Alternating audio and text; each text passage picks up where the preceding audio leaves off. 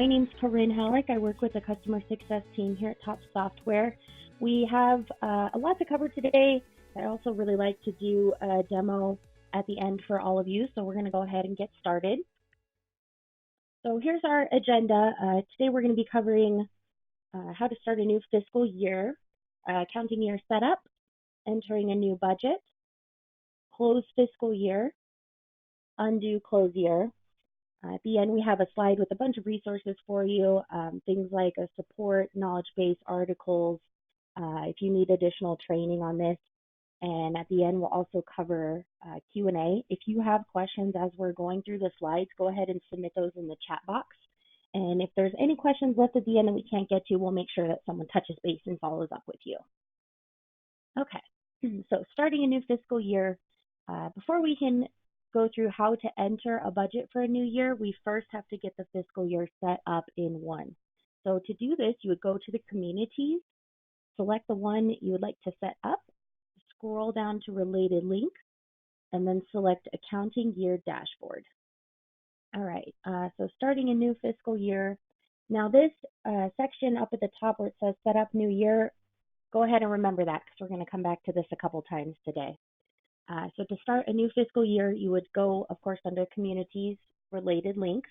And then this time we're going to, after you select accounting year dashboard, we're going to click set up new year and then select get started under the accounting year setup. Before moving on to the next screen, you'll want to review the information on the accounting year setup page. This will ask you to confirm fiscal year, start date, period frequency, which would be monthly or quarterly, accounting method, and year-end suspense account. The settings you currently have will load, so you do not need to change them if you want everything the same for the new year.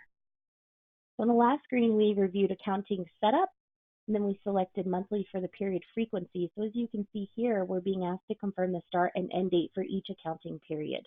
Once that's complete, click next. From here, you'll be able to enter your budget information for the new fiscal year. So you'll want to be sure to have your budget handy. You can copy the existing budget over to the new year, or you can choose to enter new values. The copy budget option allows you to select the fiscal year you'd like to copy from and move it to the new fiscal year. In addition, you have the option to copy and alter the budget by a certain percent. So this would come in handy if your board approves a budget within a set amount increase. So when using the new values, you can enter the budget amount and have the option to distribute if you want to distribute the amounts for each period in the fiscal year. I'll also show you this on the demo after we get through the slides. So after you click next, you'll be asked to review your assessment codes for accuracy before completing the setup for the new year. After the setup's finished, you'll see a screen to congratulate you on finishing up the new year setup. This page will allow you to set a reminder task for the following year. If you'd like, you can also assign the task to a different user. Okay, so now that we've gone through setting up a new year, we're going to go through closing the year. Remember when I mentioned you can remember that screen that you can see when you click community, go under related links, and then accounting your dashboard. Now instead of clicking set up new year, we're going to click close year. When it comes to closing the fiscal year, nothing stops you from doing this, so you can close January 1st. By closing the year, this allows your charge tables and next year budget to come over, and then later on, if you receive information from an auditor or CPA and you need to go back and make additional entries, you can undo the close year, enter the information, and then close out again. Due to time limitations with this training, if you do not wish to close out the year, please talk with your customer success rep as to why, and then we can determine what to do from there. So open the close year summary, select the fiscal year you want to close, and then select calculate. Under details, you can enter your closing year journal entry. You'll be prompted to enter a reference. You can enter something like the date here, and then enter more details in the description. So after that's complete, select close year at the top of the screen. Now we're going to go back for undo close year. Now here's that screen again, but this time we're going to select undo close year at the bottom. This will be the last time you see this slide, I promise. You won't have to see the screen anymore.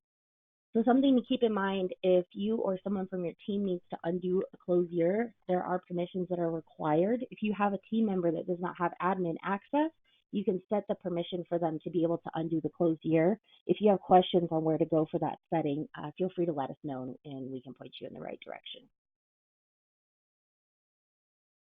So after you click undo close year, you'll be asked to enter a reason and then confirm the undo close year. Here's some resources for you. You can also download the handout under the handout section of this webinar. This also includes a bunch of links to the relevant topics that we covered today. And then from here, we're also going to do a quick demo, and then we'll go to Q&A. Okay, so the first thing we're going to do is set up a new fiscal year. So as you can see, I'm already logged into TOPS 1. So what I'm going to do is click into my community and select a community.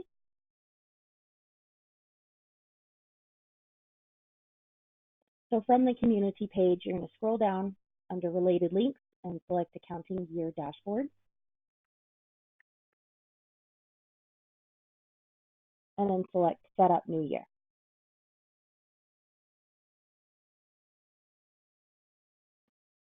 I'm going to click on Get Started. I'm going to change the fiscal year to 2020. Start date, January 1st. That's correct in this case. Period frequency, we're going to leave it at monthly.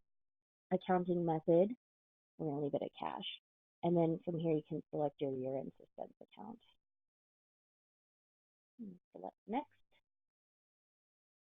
Going to ask you to confirm. Yes.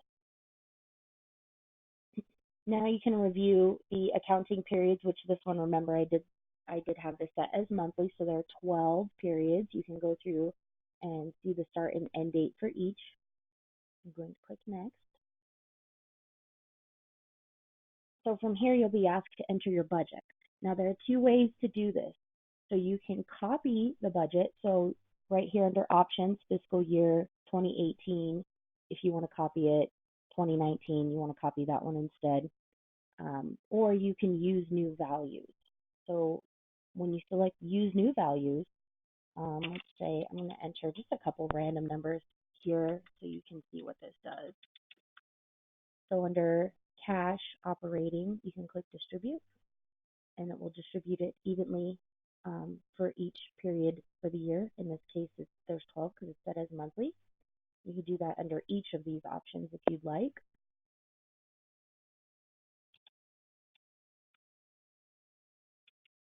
Or you can manually set it this way. So it's up to you, whichever way works best. From here, you click Next. Oh, something I meant to show you.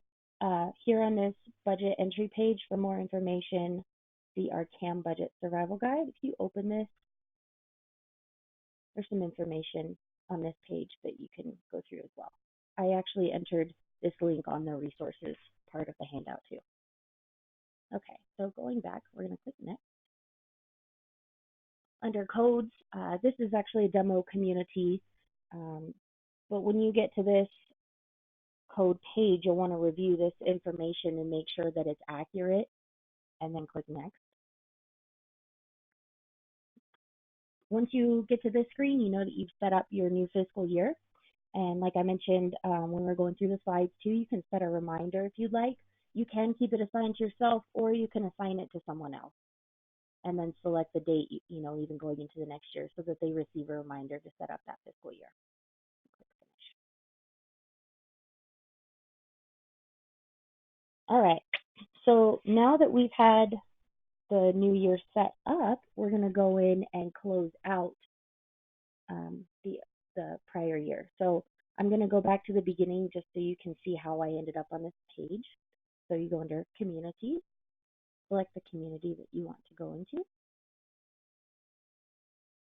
and then Related Links, Accounting Year Dashboard. So now this time we're going to click Close Year. So it's going to select a fiscal year up top, click Calculate. Now for this one, it's going to enter a date for the year end. Reference, I'm going to enter the date of today, just something to quickly reference this, and then description, close year. Once that's done up top, you can click on Close this year. It's going to ask you to confirm. All right, save successful right here at the bottom. Now, once the year is closed, let's say you receive some information from your auditor or CPA and you have to go back and undo that close year. So I'm going to, again, go to Communities. Select the community that I want to go to. Accounting Year Dashboard under Related Links. This time, undo close year. It's going to show you a few options for the years that were closed. In this case, 2019 is the one that I just closed, so that's the one I'm going to open. Undo, reason, CPA entries, whatever you need to enter here for a reason. Click yes.